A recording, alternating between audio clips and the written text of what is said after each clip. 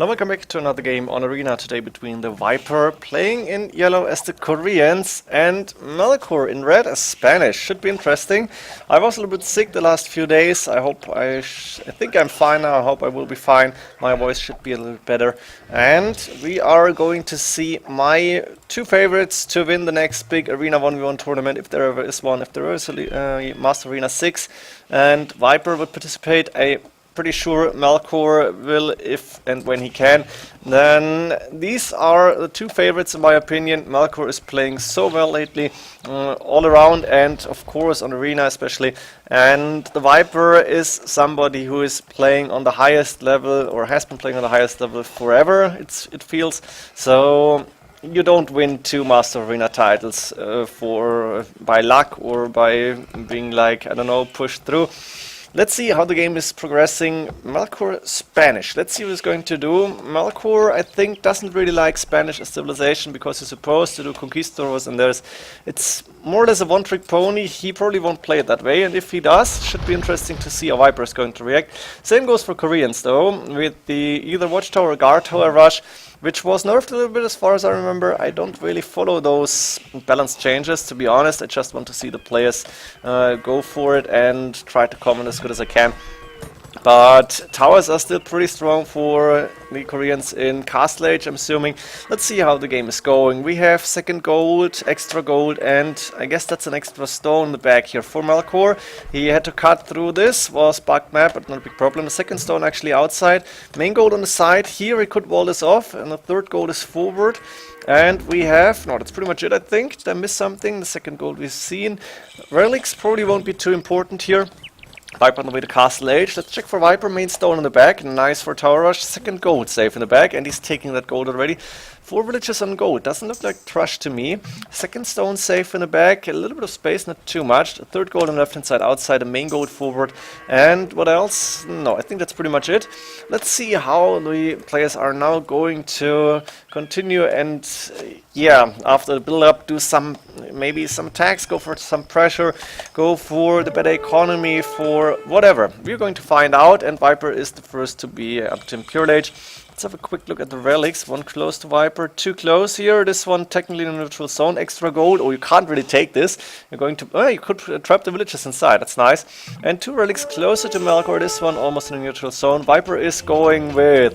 Ooh, nice. Trying to lure the scouts in. Not working too quick. Palisade gates. That way around. And Viper is going with the TC on the second stone.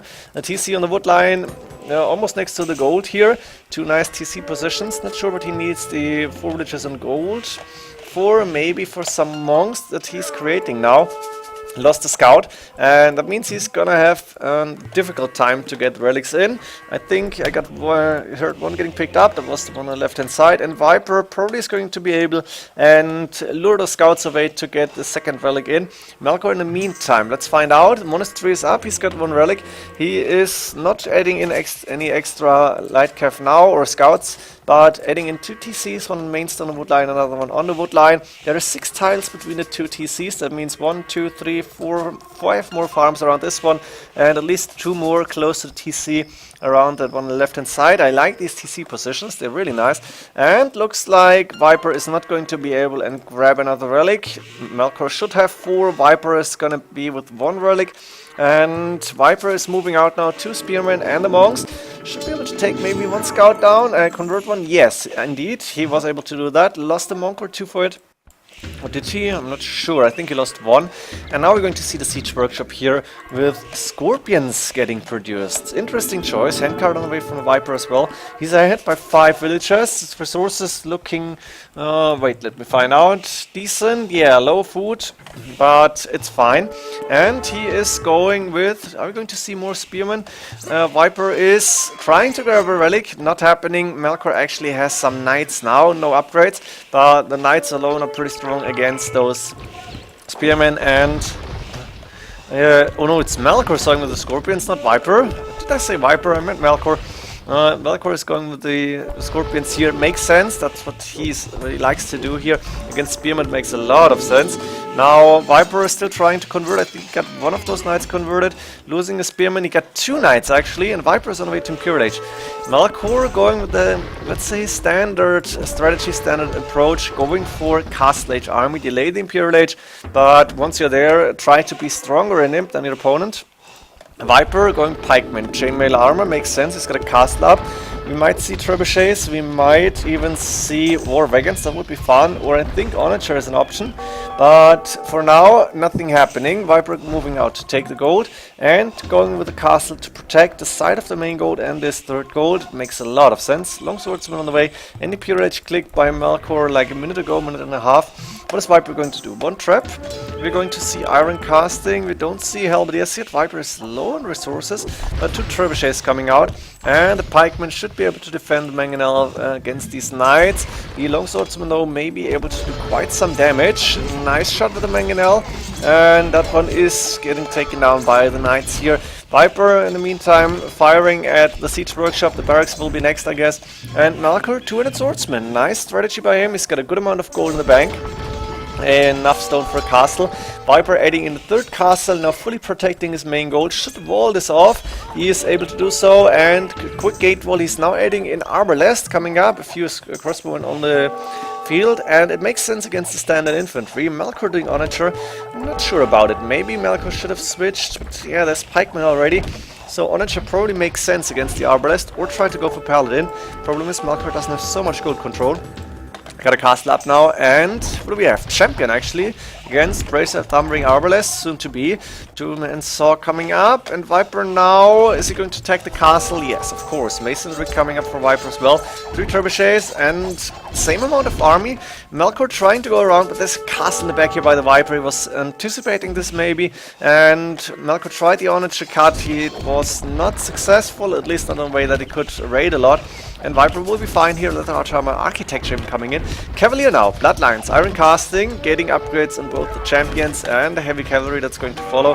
And these Arbalest, that's actually not enough to take on the champions. Also there's onagers now, but ooh, Melkor was not able to defend his onagers against the pikemen. That's a big mistake. He should be able to do so.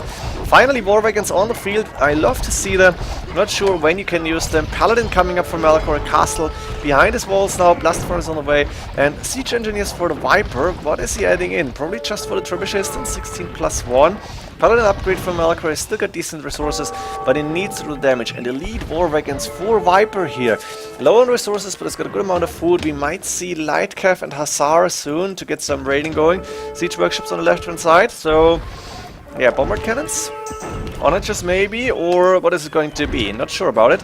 Elite skirmish is coming up, and Viper now securing the extra gold with the castle. Wants to build this one. He's sending like 8 villagers here. The Arbalest plus war wagons are going to be a really nice combination, and we might even see the Korean Death Bolt here.